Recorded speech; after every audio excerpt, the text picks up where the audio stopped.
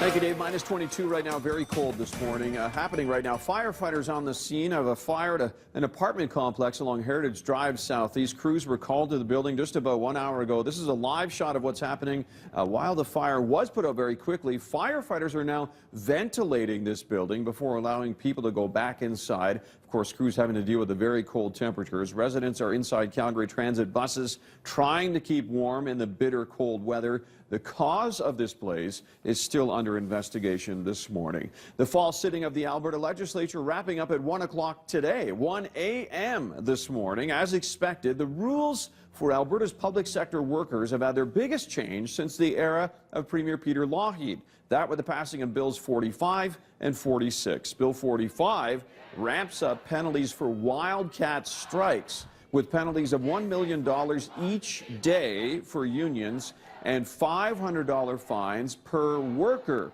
who are found to even utter threats of striking.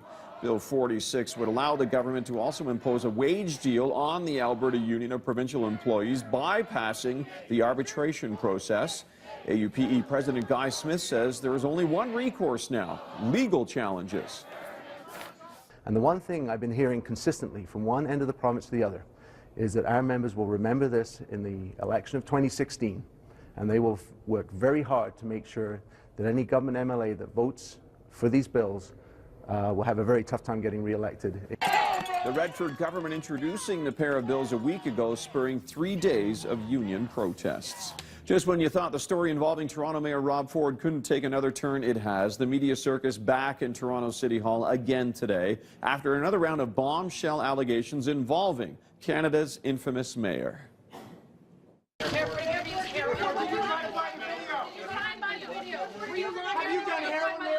Have you done other hard drugs, Mayor Ford? As you can see, is not answering any questions. New court documents on wiretaps released yesterday suggest Rob Ford may have offered $5,000 and a car to a suspected drug dealer in exchange for a video, the crack video. Ford's name surfaced on the surveillance months before reports came out about alleged drug dealers shopping around that video that appears to show Rob Ford smoking crack cocaine, a video Ford himself has said many times did not exist. The surveillance audio also allegedly points to Mayor Ford possibly using heroin and other illegal narcotics.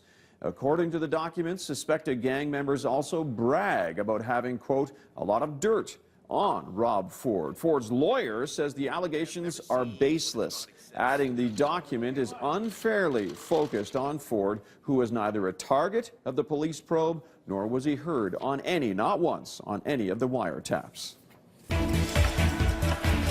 North American markets have been open for about 37 minutes now. The Canadian dollar opening higher today amid a string of solid U.S. economic news this week and rising crude prices.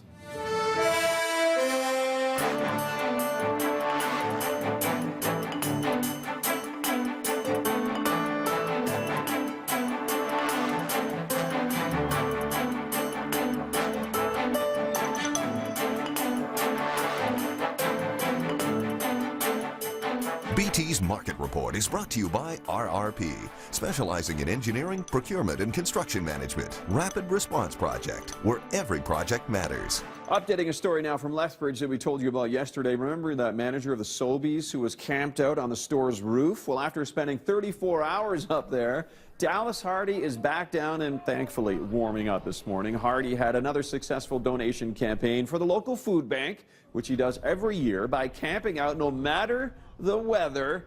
Thanks to his efforts, the Interfaith Food Bank will be able to give out now 2,065 food hampers to deserving families in the Lethbridge area this holiday season.